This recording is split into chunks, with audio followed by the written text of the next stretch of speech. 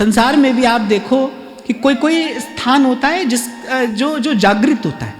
अब श्री कृष्ण के संसार में हजारों हजार मंदिर हैं, पर कुछ स्थान विशेष है ना, कुछ स्थान जागृत हैं, कुछ स्थान जागृत हैं। वहां जाते ही आपकी चेतना का सहज उत्थान होने लगता है, आपको दिव्यता की एक अनुभूति होती है उस स्थान पर जाने मात्र से। ऐसे ही जो आत्मवेत्ता महापुरुषों के चरण हैं, जो गुरु के चरण हैं, मैं सरल शब्दों में कह रहा हूं आपसे, जो गुरु के चरण हैं ना, वो जागृत तीर्थ हैं। बस उनके स्पर्श से, उनके ध्यान से, उनके दर्शन से आपकी चेतना का उत्थान होता है। ऐसा श्रीमद् भागवत कहती है, आत्मविद चरणार्चनम। जो गुरु के चरण हैं वो जागृत तीर्थ हैं, उनका देवता जागृत है सदा और बड़ा समर्थ है। उसके स्पर्श से, उसके ध्यान से तत्काल दिव्यता की अनुभूति होती है। शास्त्र एक और बात कहता है कि सारा संसार जो है वो देवताओं के अधीन है। शास्त्र में ऐसा एक वाक्य मिलता है कि दैवाधीनम जगत सर्वम, ये सारा संसार जो है ये देवताओं के अधीन है। और देवता किसके अधीन है? देवता मंत्रों के अधीन है। मंत्र का सम्यक प्रकार से जप करके देवता का आह्वान किया जा सकता है, और देवता आने को विवश है, उसे आना पड़ेगा। यदि कोई ठीक प्रकार से सविधि यदि मंत्र का जप करता है तो मंत्र का एक देवता होता है ना, उस देवता को आना पड़ता है। सेवक जी महाराज ने श्री हरिवंश नाम का जप किया तो महाप्रभु जी को आना पड़ा ना।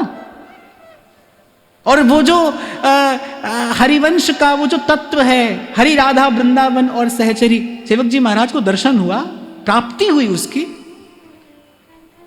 तो देवता जो है वो मंत्र के अधीन है। ये सारा संसार देवताओं के अधीन है, देवता मंत्र के अधीन है। मंत्र किसके अधीन है? मंत्र गुरु के अधीन है। अब मंत्र भी आप ऐसे ही नहीं जप सकते, मंत्र भी गुरु से लेकर जपा जाता है। तो संसार देवताओं के अधीन है, देवता मंत्र के अधीन है, मंत्र गुरु के अधीन है। और वहां तो इससे अधिक कुछ नहीं लिखा, पर मैं ऐसा सोचता हूं गुरु किसके अधीन है? गुरु निष्कपट भाव के अधीन है। सेवक जी महाराज ने निश्चल भाव से केवल उस नाम का आश्रय लेकर बस रटा।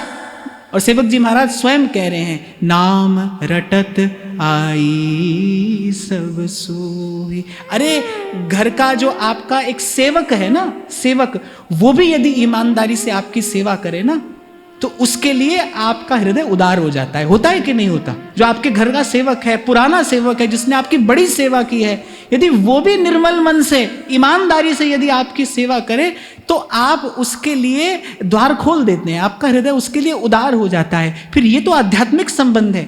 यदि गुरु की कोई निर्मल भाव से सेवा करे, उसे क्या अप्राप्य है? इसीलिए गोस्वामी जी ने कहा, जे गुरु चरण रेणु सिर धरही, तेजन सकल विभव बस करही। उसे कुछ भी अप्राप्य नहीं है, कुछ भी अप्राप्य नहीं। गुरु निष्कपट भाव के अधीन है। गुरु का जो हृदय है, संत का जो हृदय है, वो निष्काम भाव से प्रसन्न हो जाता है। और कभी कभी तो मौज में आकर और संत अनधिकारी को भी प्राप्ति करा देते हैं। जो अनधिकारी है, जो अयोग्य है, और मैंने तो यहां तक देखा है जिसको अभी इच्छा भी नहीं है भगवान से मिलने की, संत अपनी इच्छा से उसे भगवान से मिला देता है। गुरु अपनी इच्छा से उसे भगवान से मिला देता है। तो वस्तुतः प्राप्य तत्व क्या है, प्राप्य स्थिति क्या है? निर्मल मन। यही प्राप्त करना है, अंतःकरण की शुद्धि। इसीलिए आपसे निवेदन किया जाता है, भाई अंतःकरण की शुद्धि सबसे बड़ी सिद्धि है, उसी को ही प्राप्त करना है हमें। जो हम कर रहे हैं, माला जप, तीर्थ दान धर्म जो कर रहे हैं, बस इसीलिए कर रहे हैं भाई अंतःकरण शुद्ध हो जाए, दृष्टि पलट जाए, स्वार्थ से भरी जो दृष्टि है वो परमार्थ से भर जाए। ये जो आज अपना पराया दिख पड़ता है, कल ये अपना पराया न दिखकर सब प्रभु का है, ये अनुभव होने लगे। कि न अपना है न पराया है, ये तो प्रभु का है। साईं के सब जीव हैं कीड़ी कुंजर दोए, का पे दया कीजिए का सो निर्दय हो। किस पर दया करे और किस से निर्दय हो जाए।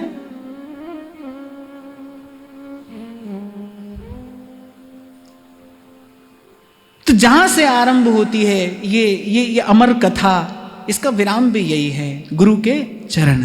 चरण कमल तेरे धोए धोए पीवा मेरे, सतगुरु दीन दयाल। प्रथम सेवहु गुरु के चरण, जिन यह धर्म कयो सब करण, नाम प्रताप बताइयो। और गुरु के चरणों की सेवा अर्थात, यहां यह भी बात मैं आपको निवेदन करता आगे बढ़ूं, गुरु के चरणों की सेवा अर्थात गुरु के चरण दबाना ही गुरु के चरणों की सेवा नहीं है।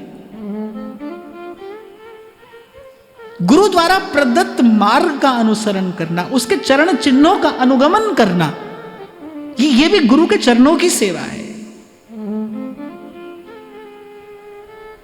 जिस मार्ग पे हमारे महाप्रभु चल रहे हैं, श्री महाप्रभु जी के उन दिव्य पद चिन्हों का अनुसरण करते हुए उसी मार्ग पे, उसी भाव की ओर आगे बढ़ना, यही श्री महाप्रभु जी की चरण सेवा है।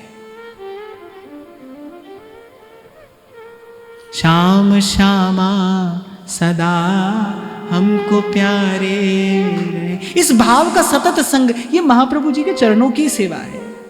हम इन्हीं के रहे ये हमारे रहे, श्याम श्यामा सदा हमको प्यारे रहे, श्याम श्यामा सदा हमको प्यारे रहे, हम इन्हीं के रहे ये हमारे रहे। देखो, सेवा शब्द का अर्थ बहुत विस्तृत है। सेवा शब्द का अर्थ बहुत विस्तृत है। हाँ, आप गुरु को केवल शरीर समझोगे तो आपको सेवा का अर्थ भी बड़ा सीमित सा ही अनुभव होगा। फिर आपको लगेगा भाई शरीर की सेवा ही सेवा है। जो गुरु को केवल देह जानता है, वही गुरु के निकट और गुरु से दूर, आज दर्शन हुआ कल नहीं हुआ, वही इन सब द्वंद्व में रहता है।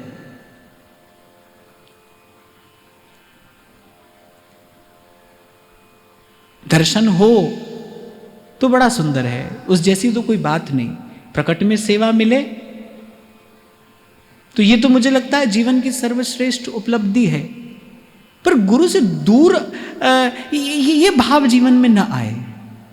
गुरु सदा संग है, गुरु सदा पास है, गुरु सदा निकट है। कभी प्रत्यक्ष में निकट है, कभी भाव के रूप में निकट है, कभी अपने विचार के रूप में निकट है। और मैं तो समझता हूं गुरु ने जो मंत्र दिया है, गुरु ने जो नाम सुनाया है, उस नाम के रूप में गुरु ही तो अंग संग रहता है। जो गुरु से नाम सुना है आपने, उस नाम के रूप में सतत गुरु ही तो संग रहता है। ये सतत गुरु का संग ही तो है। तो नाम जब आप करते हैं, ये क्या है? ये सतत गुरु का संग ही तो है। इस प्रकार से भाई अपने भाव को सबल बनाना है, अपने भाव को सरस बनाना है।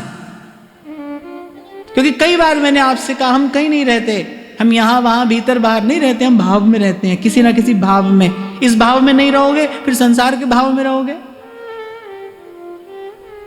यदि इस भाव में नहीं रहोगे तो फिर व्यवहार के भाव में रहोगे।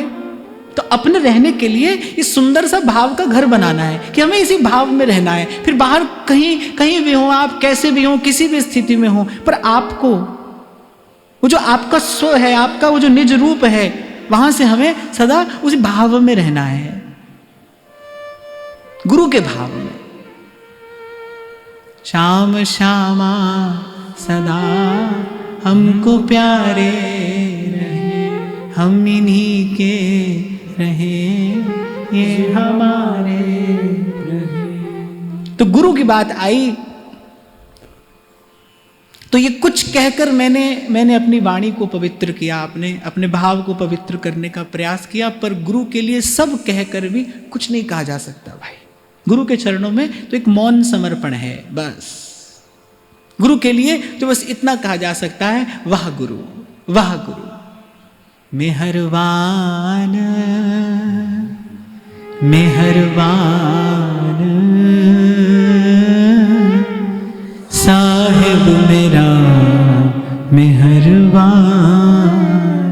बड़ी सुंदर बात महाराज कहते हैं कि बाह पकड़ गुरु बंधन काटे और बिछुड़त आन मिलाया। कह नानक गुरु बंधन काटे बिछुड़त आन मिलाया। तो आगे कहते हैं को बपुरा चली जानी है श्री रसिक नृपति की बाट। कठिन कठिन है निकसिबो बाके बाके घाट। अब श्री नई नागरीदास जी बात करते हैं श्री महाप्रभु जी के मार्ग की, श्री महाप्रभु जी की रस रीति की। कहते को बपुरा चली जानी है। जैसे ध्रुवदास जी सिद्धांत विचार में लिखते हैं ना कि अनेक आचार विचार आदि करने से तो शुद्ध भक्ति भी नहीं आती, प्रेम लक्षणा कैसे पाइए। तो शुद्ध भक्ति के मार्ग पर भी बिना गुरु की कृपा के नहीं पहुंचा जा सकता। और मैं तो कहता हूं भाई संसार की भी कोई विद्या ले लीजिए, कोई सिखाने वाला चाहिए ना।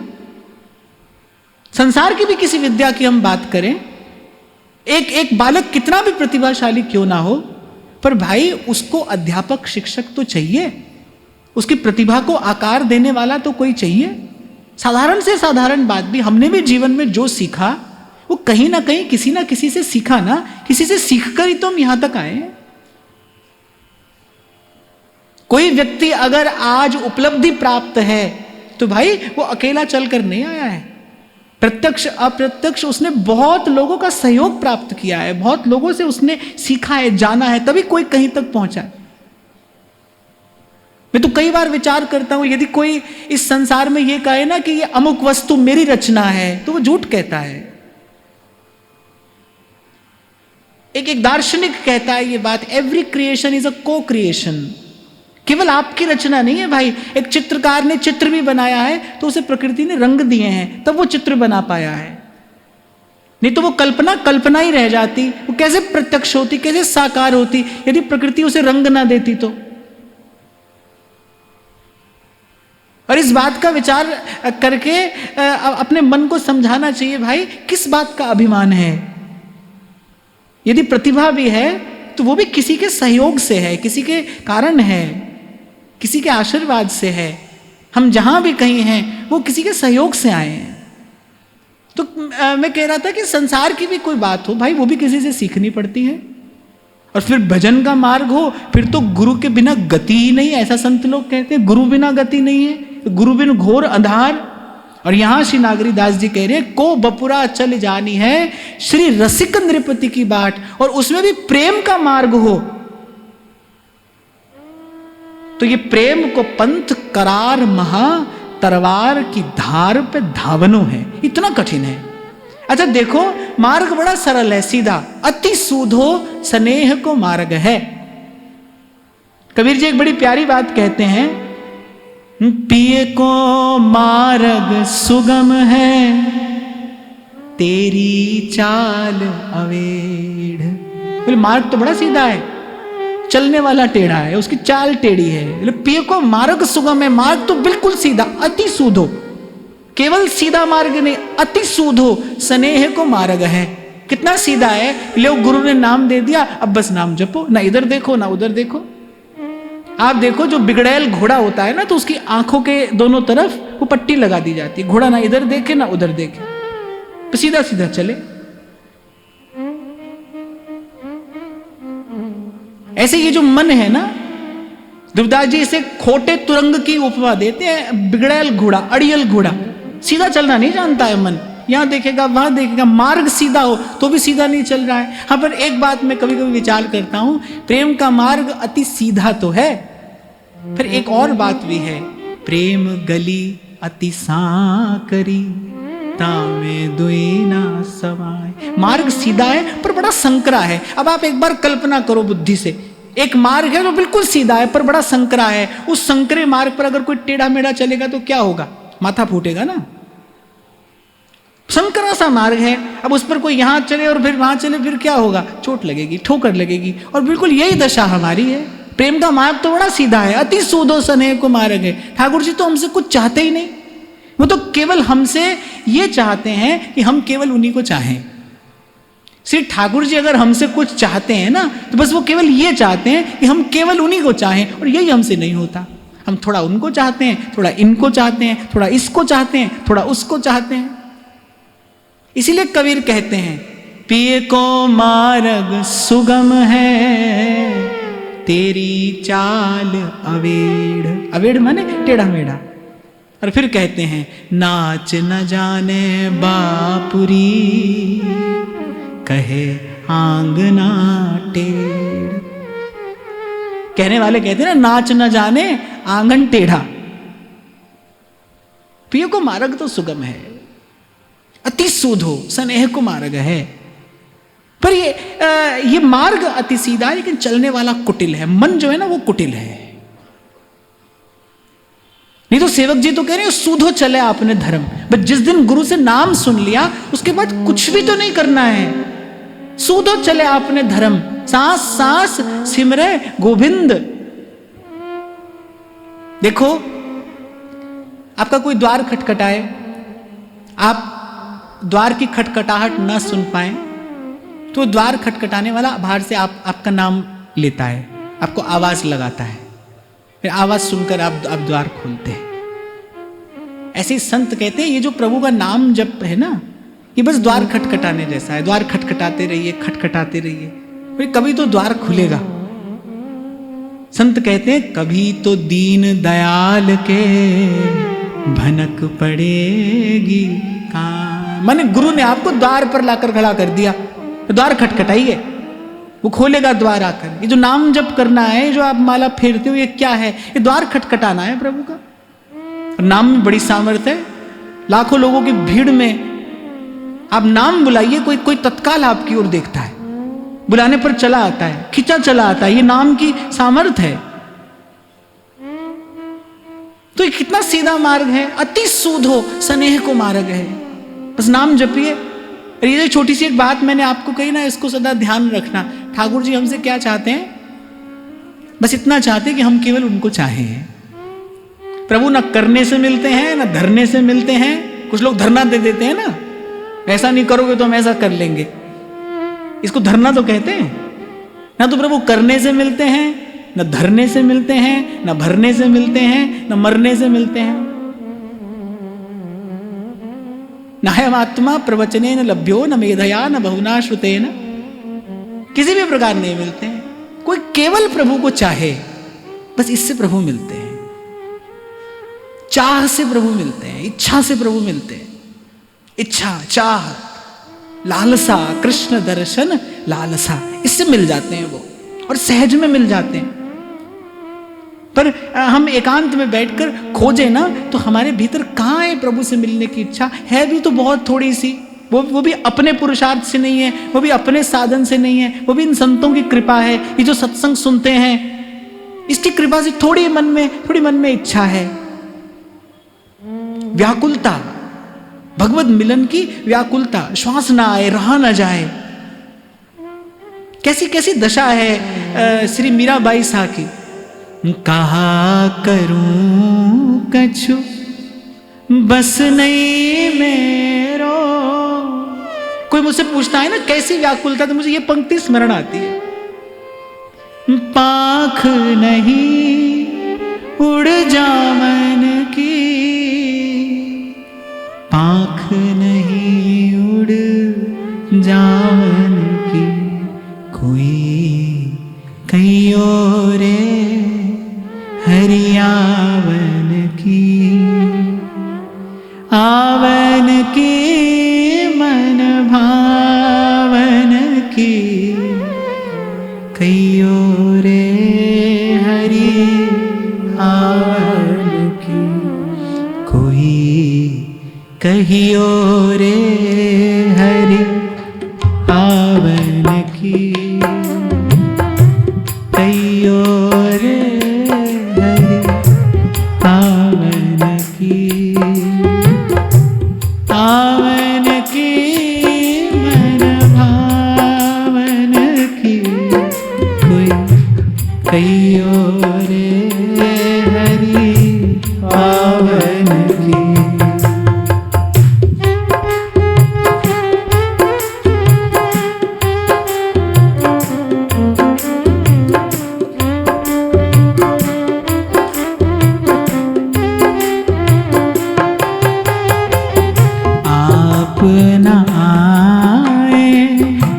लिखना भेजे आप न आए, लिखना भेजे बाण पड़ी तरसावन की,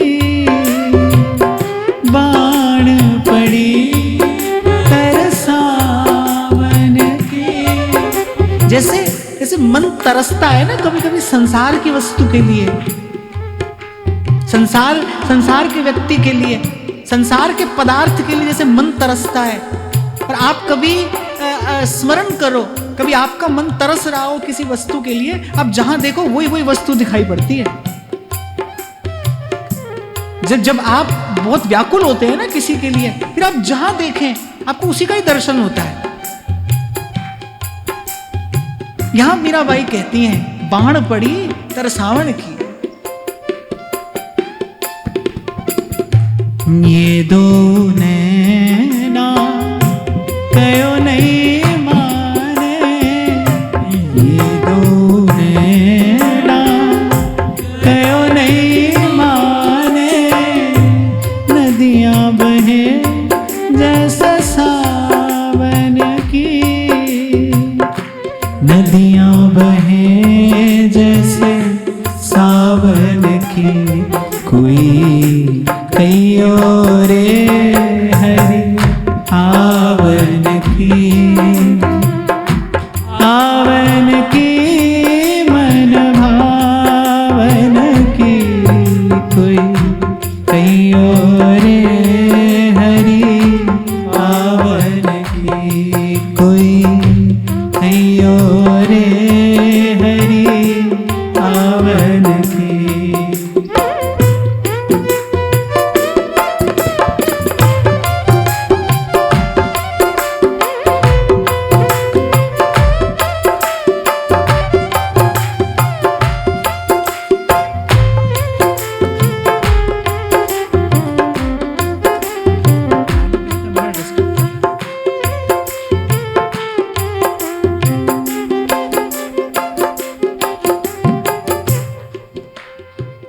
कहा करूं कछु बस नहीं मेरो, कहा करूं कछु बस नहीं मेरो, आँख नहीं उड़ जावन की, पाख नहीं उड़ जावन की।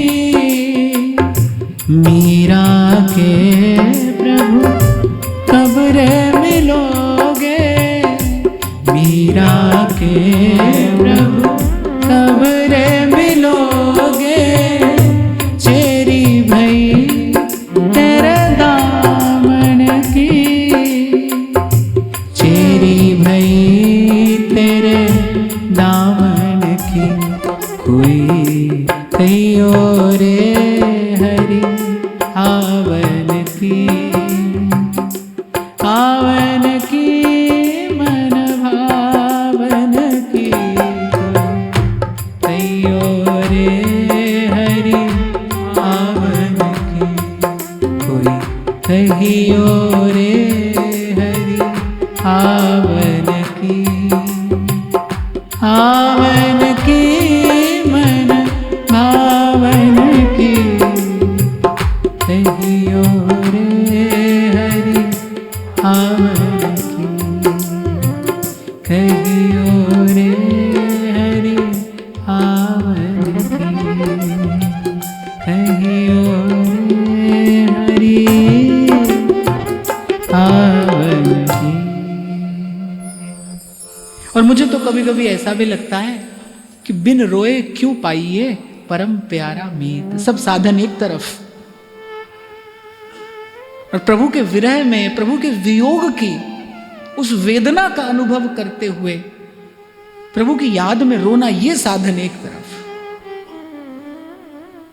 इसलिए तो कबीर कहते हैं कबीरा हंसना छोड़ दे और कर रोने से प्रीत, बिन रोए क्यों पाइए परम प्यारा मीत। हासी खेले प्यू मिले कौन दुहागण होए। अभी हम चर्चा कर रहे थे कि सब साधनों की सिद्धि क्या है कि हमारा मन निर्मल हो जाए, अंतःकरण शुद्ध हो जाए, पवित्र हो जाए। ये जो रोए हैं प्रभु की याद में, उन्होंने रो रो कर धो दिया अपने अपने जन्म जन्मांतर के मल को।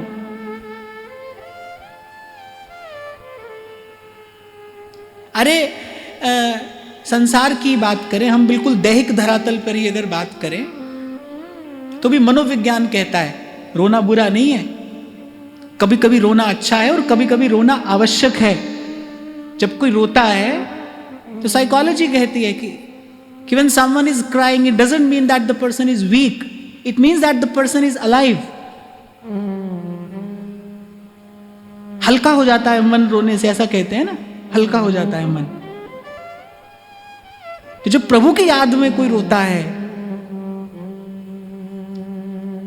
तो मन स्वस्थ हो जाता है, सुंदर हो जाता है, सरस हो जाता है। मैं दोनों हाथ जोड़कर और बड़ी क्षमा याचना पूर्वक ये बात कह रहा हूं कि बहुत लोगों का दर्शन किया, बड़े श्रेष्ठ श्रेष्ठ जनों का दर्शन किया और बड़े बुद्धिमान, बड़े प्रज्ञावान, बड़े साधन संपन्न समर्थ लोग, पर देखता हूं आंख नहीं भीगती, हृदय द्रवित नहीं होता। आप सबल हो, बड़ी अच्छी बात है, पर सबल के साथ साथ आप सरस में हो, हृदय सरस हो, चित्त द्रवीभूत हो। नहीं तो भाई जो जन्म जन्म से रंग चढ़ा है ना संसार का, ये नहीं छूटने वाला है। लाख बड़ी कठोर होती है ना, यदि लाख में रंग मिलाना हो या लाख का रंग बदलना हो, लाक्षा का रंग बदलना हो, तो भाई उसको पहले तपाना पड़ता है। वो पिघलेगा तो उसमें दूसरा रंग जा सकता है, नहीं तो वो अस्वीकार कर देगा। ऐसे ही हृदय कठोर है। ये जो नाम का रंग है, भाव का रंग है, प्रेम का रंग है, यदि इसको आपको अपने अपने हृदय में मिलाना है, यदि ये रंग चढ़ाना है, तो उससे पहले आवश्यक है पहले हृदय द्रवीभूत हो। खूब अश्रु बहाए हैं संतों ने, खूब रोए हैं संत प्रभु की याद में, रोते रहे रोते रहे। और फिर कबीर जी जैसा ज्ञानी पुरुष कहता है, बिन रोए क्यों पाइए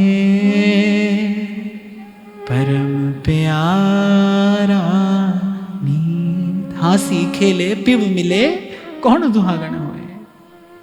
यानी हंसी खेल में नहीं मिलेगा। जब लग मरने से डरे तब लग प्रेमी नाई।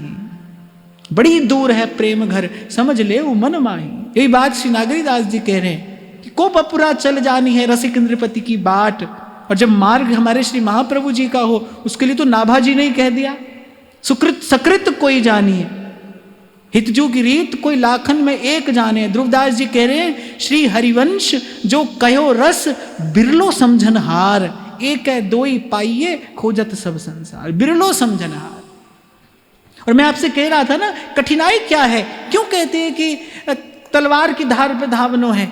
ध्रुवदास जी इसका उत्तर देते हैं, सबते कठिन उपासना प्रेम पंथ रस रीत, राई सम जो मन चले छूट जाए ध्रुव प्रीत।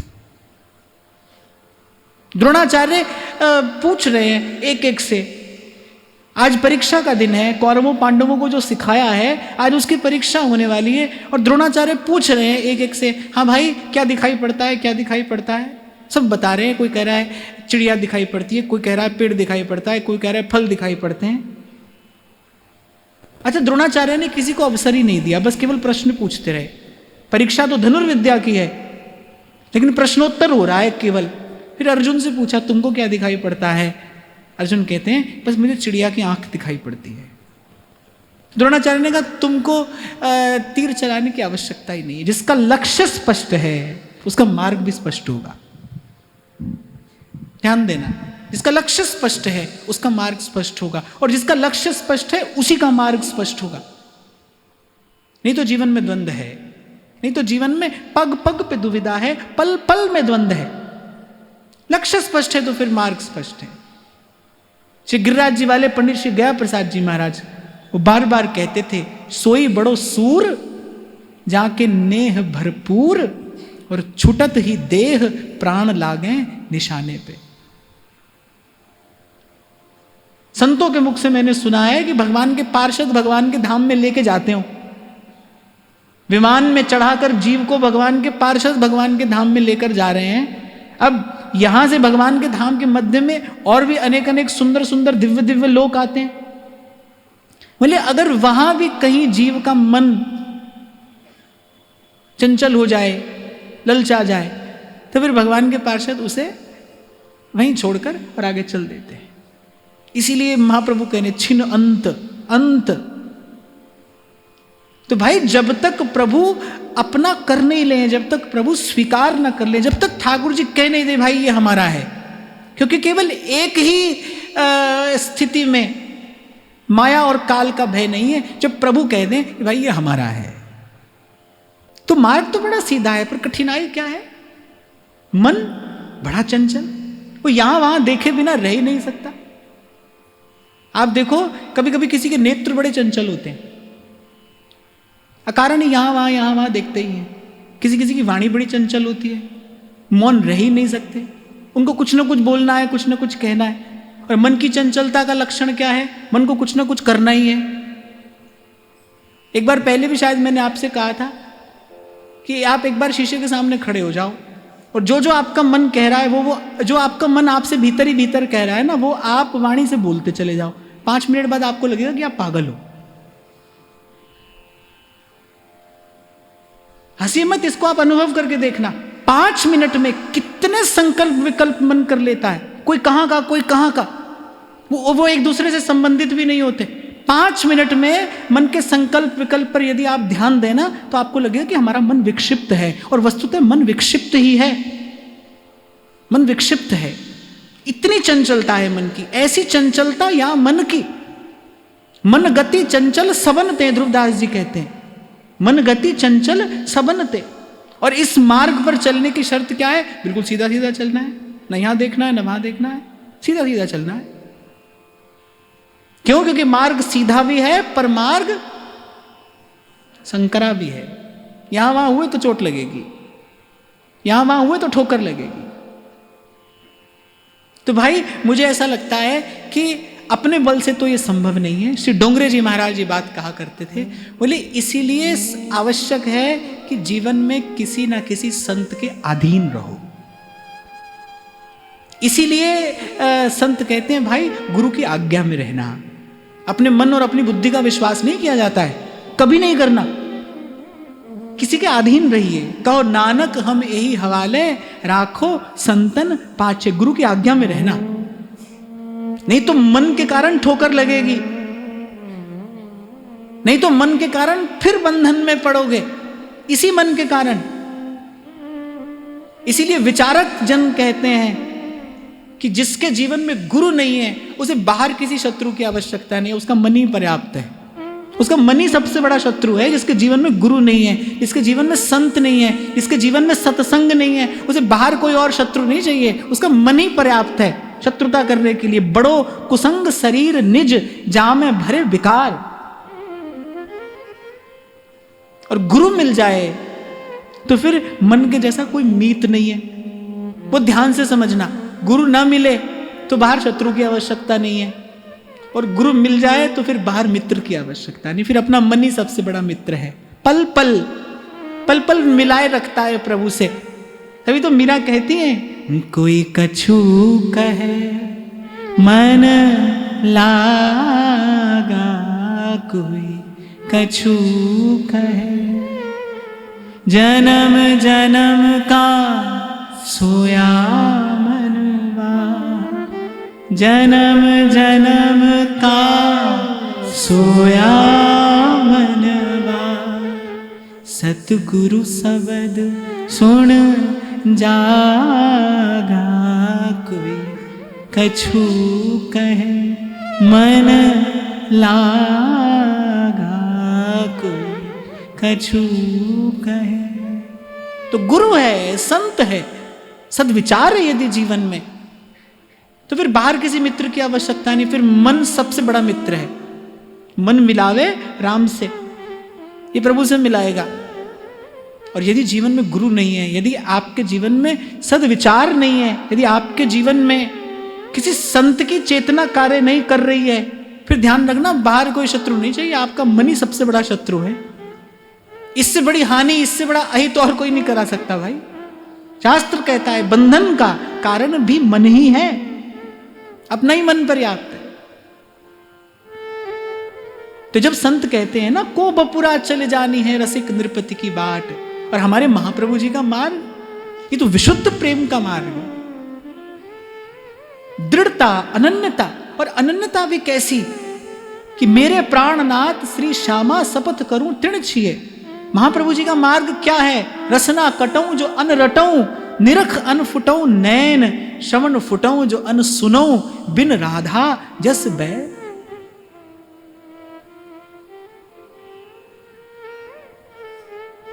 मुझे तो कभी कोई कह देता है ना कि आपके संप्रदाय में कोई व्रत नहीं है। अरे मैंने कहा हमारे यहां का व्रत देखिए तो, हमारे आचार्य ने जो व्रत लिया है एक बार सुनिए तो। रसना कटऊं जो अन रटऊं, निरख अन फुटऊं नैन, श्रवण फुटऊं जो अन सुनो, बिन राधा यश बैन। इसे जीवन व्रत कहते हैं। ये जीवन व्रत है। यहां ऐसा व्रत है कि अपना जीवन देकर जिसका निर्वाह किया जाता है, आजीवन जिसका निर्वाह किया जाता है। तो फिर कह रहे कठिन कठिन है निकसिबो बांके बांके घाट।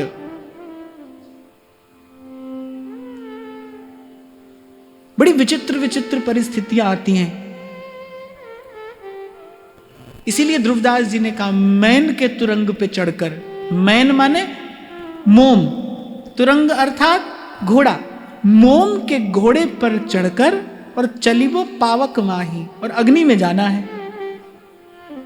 प्रेम पंथ ऐसो कठिन सबको ही निभत नाही। अरे यहां वहां भी सुन लेते हैं हम कि ये इश्क नहीं आसान, बस इतना समझ लीजिए आग का दरिया है और डूब कर जाना है।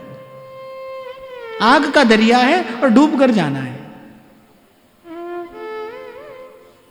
तो कठिन कठिन है निकसिबो बाके बाके घाट। और क्या इस मार्ग की विचित्रता है, किस कठिनाई की बात संत कर रहे हैं, इसकी चर्चा कल करेंगे। आज की बात, आज की वार्ता यहीं श्री जी के चरणों में निवेदन करता हूं। महाराज श्री के चरणों में प्रणाम। आप सब के हृदय स्थित प्रभु को, भाव प्रभु को नमन।